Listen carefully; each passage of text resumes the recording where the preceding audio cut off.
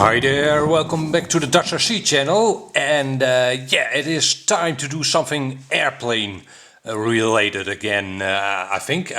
I'm pretty sure most of you will agree. Yes, I will have more airplane videos in the near future, do not worry. This time, however, I'm going to be showing you this HobbyEagle A3 Super 2 airplane stabilizing system. Yeah, pretty small box. Now, in the past I have shown you other stabilizers, such as this one from Orange RX. This one from HobbyEagle is quite a bit more sophisticated though. Quite a bit more features and options. So, yeah, in this video I'll show you what comes with this HobbyEagle stabilizer, and I'll show you how to install it. I'll show you how well it works in a different video, otherwise this video would be a bit too long. And yeah, so let's first see what's in the box. Okay, the first thing in the box is the stabilizer itself, and it is pretty similar in size as this Orange RX stabilizer, as you can probably tell. The connectors are a bit differently situated, but the width and length is about the same. Now, this one comes with this cap, as you can see. Now, what is that for? Well, you might be able to imagine that in certain circumstances your motor and ESC draw so much current that the voltage of your flight battery drops a little.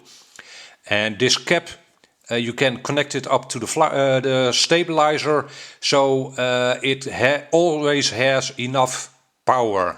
This cap basically eliminates the peaks and valleys, or just the valleys in the voltage.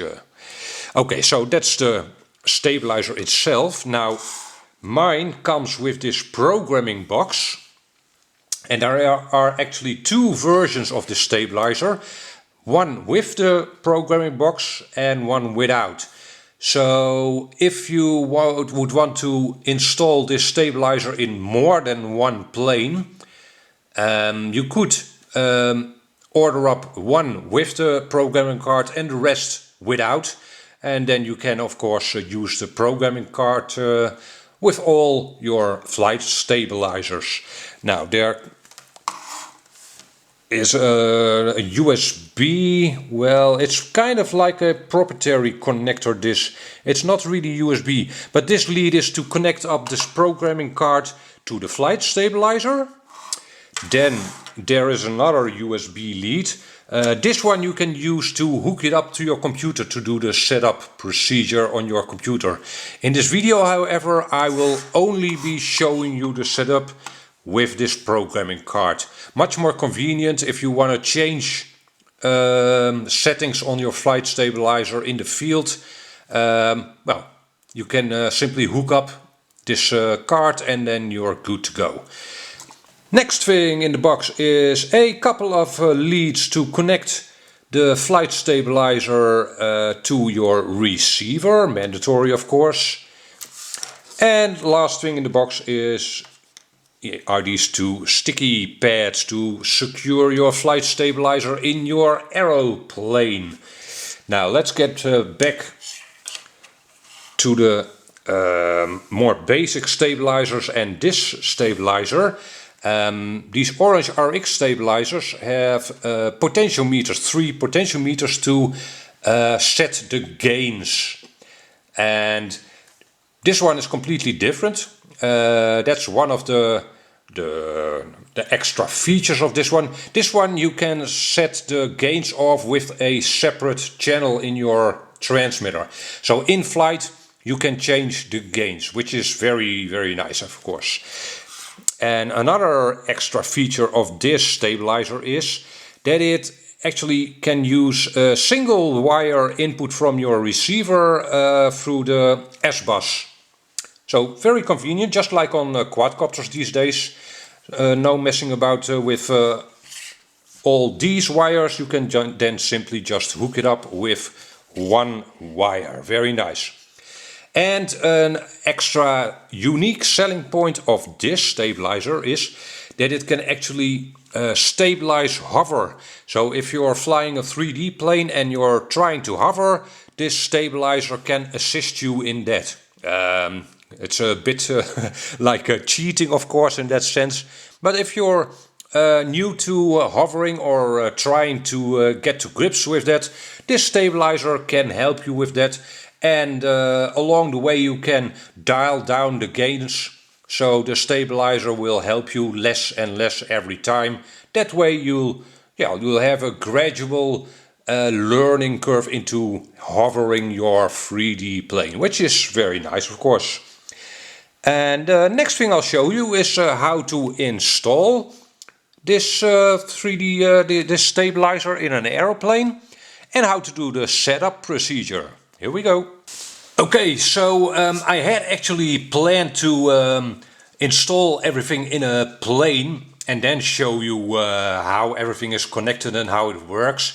But that was actually quite hard to show you in a tight space. So what I did here is hook up a test scenario or demonstration scenario.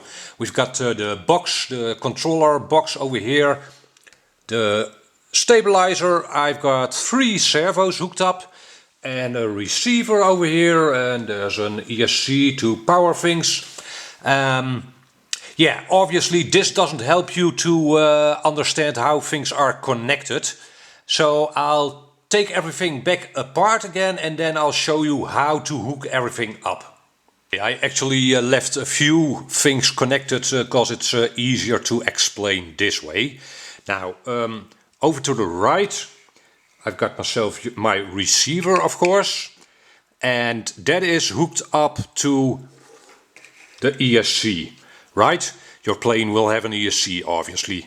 Well, in most cases. If it's a powered plane, your plane will have an ESC. That is, of course, hooked up to my receiver and to channel 3. I'm using a Futaba system, so channel 3 is the ESC or throttle. Alright, then we move to the stabilizer. And you can see that I have 4 things connected to the side over here and 1 to the side over here. Now the one on the left is of course the wire going through to the control box to set up things, and I've got 3 servos connected to the outputs. As you can probably tell, the stabilizer has 5 outputs, of which I am using 3. Why 3? Well, first of all, the stabilizer does not mess with your throttle. That's simply just connected to your receiver. So the first servo or servos I have connected to it are the ailerons, and I've hooked those up with 1 wire. So both aileron servos are on the same output port, 1. The first output port is aileron. Then the second one is the output port for your elevator. The third one is the output port for your rudder. And then there are 2 more output ports which I haven't used. The fourth one, so the first one I didn't use, is for your second aileron. If you use a second aileron on your plane, maybe for flaperons. I am not using that, so I just hooked up both ailerons on output port 1. Again, output port 4 will be your second aileron, and output port 5 will be your second elevator servo, should you be using that. That is also used for V-tails, by the way. My plane has a conventional tail, so no V-tail, but if you are using a V-tail, output port 5 will be your second elevator channel.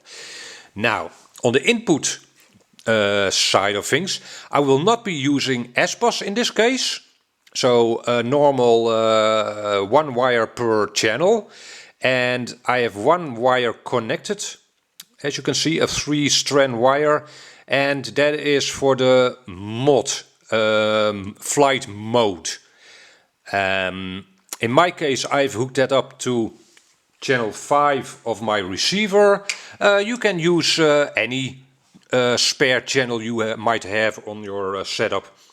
In my case, my plane doesn't have a retractable landing gear, so channel 5 is a good choice for the mode.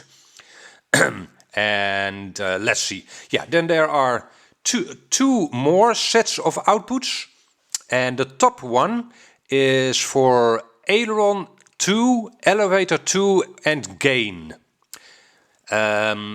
If you have this stabilizer, you'll see that the input ports are clearly labeled, so that's very nice. And like I said, first set is aileron 2, elevator 2 and gain. Now the inputs on the side, of course, 3 pins, and the top one of those pins will be the first one mentioned over here. And in my case, I will not be using elevator 2 or aileron 2, so I'll only be using the bottom pin of this first set. Okay, and here is where those wires that come with the stabilizer come into play. I'll hook that up to the stabilizer on the top row. Now again, I won't be using the first 2 inputs, aileron 2 and elevator 2 I won't be using. So I will only be using the brown wire in this case, and that'll be used for gain. In my case that's channel 7, can be any channel, of course, any spare channel you're not using yet. The second row of inputs is for the aileron, so aileron 1, elevator 1 and rudder, your main inputs to fly. Now here's where the second cable that comes with the stabilizer comes in, so I'll hook that up to the stabilizer as well, to the second port. There you go. Now, and in this case, the yellow wire, the top one of these wires, will be your aileron, and in my case that'll go to channel 1 on my receiver, and the second one, the red wire, will go to the elevator channel, which is channel 2 on my receiver, and the third one will go to the rudder output of my receiver, which is channel 4 in my case. If you are using a Spectrum system, yeah, the channel order will be different, but I think you'll know what I mean from this explanation. Okay, with that all said and done, we are now good to go to do our initial testing of things. So I'll hook up a LiPo to the ESC.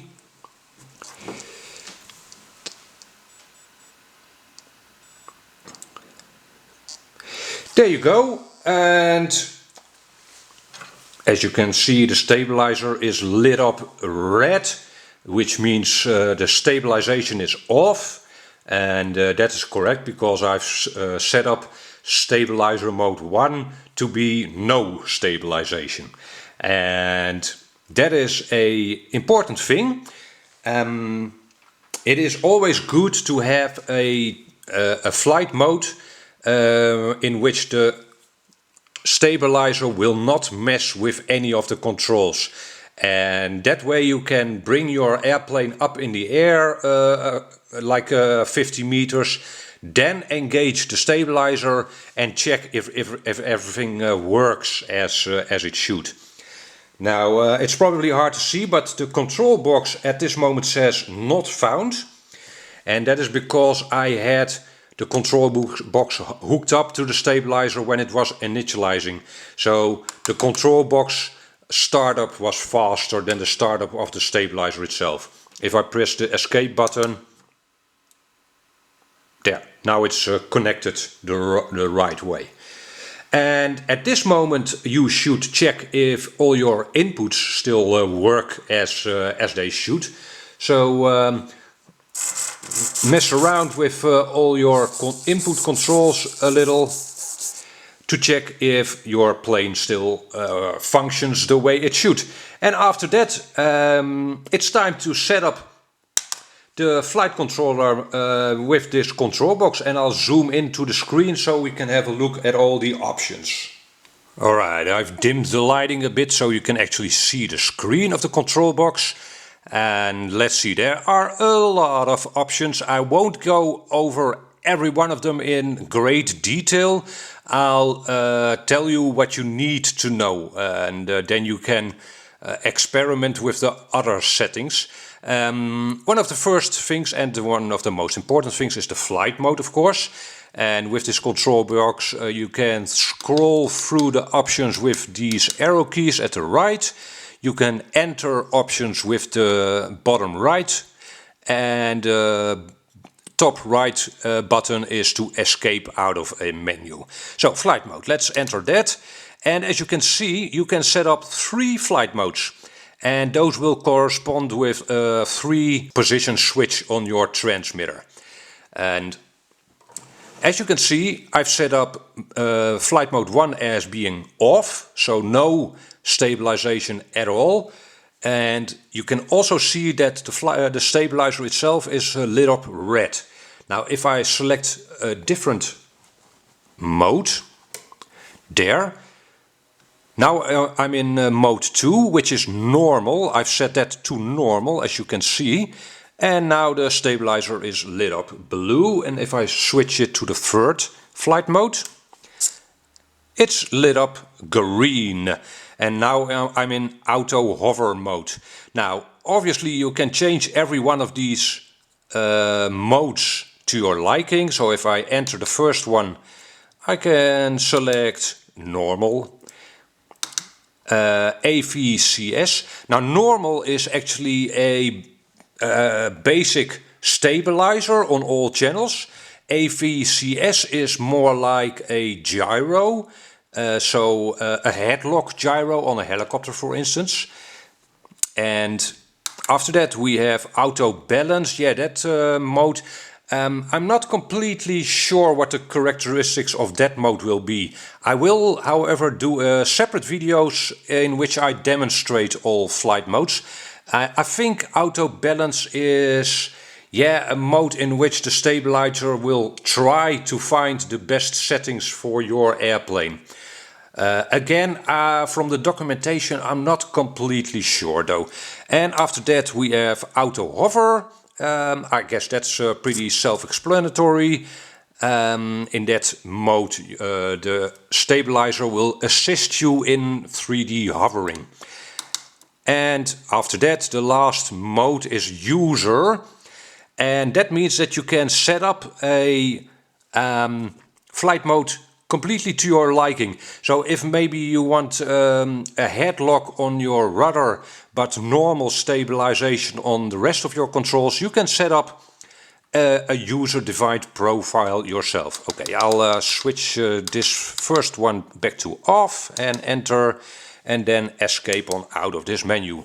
Now, and the second option here is user-defined, and that is to actually define your user-defined stabilizing mode. Wing type, yeah, that's pretty obvious, of course. In here you will select what kind of plane you have. In my case it's a normal plane. You can use the stabilizer on delta wings and on V-tail planes. Yeah, gain setup. For every type of stabilization you can change how the gain responds.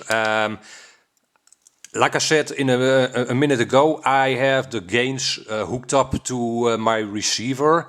So from the ground I can adjust the gains myself. But you can also hard code it with these settings. Okay, next option, radio setup.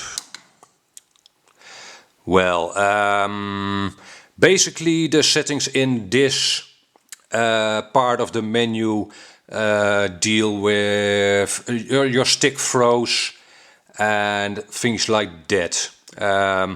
I suggest leaving all these things to default, and if you run into problems, then go into this menu. Yeah, this is an important option. Option says orientation, and that means how your stabilizer is oriented in your plane. The default mode is that this over here, the side where your USB connector hooks up to, that should be the front of your stabilizer. However, in this menu you can select all kinds of options. You can mount the stabilizer on its side, or upside down, front to back, whichever you like. Travel limits, yeah, that's the limits of your servo throws, of course, the same as in your radio, but the stabilizer itself also needs to know that. Gyro direction, yeah, obviously if for instance the stabilizer stabilizes your surfaces the wrong way around, in this menu you can reverse every one of those channels. Gyro on off, I haven't looked at that. Yeah, you per channel you can switch the stabilization on and off, should you want that. Servo frequency, okay, now we're getting into more advanced stuff. Servo frequency is basically for servos that operate at a higher frequency. I have tested the stabilizer with digital servos and analog servos. I had no problems, but if your servos jitter or move too slow, you should look into that option. Response rate, yeah, you could imagine then if you are flying a very big or heavy plane, you don't want the stabilizer to work very fast. And you can, in this menu, change how slow or how fast the stabilizer responds to inputs. Angle offset, yeah, you can, if for instance you have the stabilizer mounted at a slight angle, you can enter that angle in this part of the menu, system menu. Okay, you don't really have to look into that, but yeah, you can load and save a specific set of settings. For instance, if you use the stabilizer in different planes. You can select the language, device info, what does that say? There's the version of the firmware. I have firmware version 1.2 apparently. Okay, and that is it for the options of the control box. Now obviously if you have questions or suggestions, don't hesitate to ask or tell me. At this point I will be installing the stabilizer into a plane, of course, and in future videos I will demonstrate all the flight modes.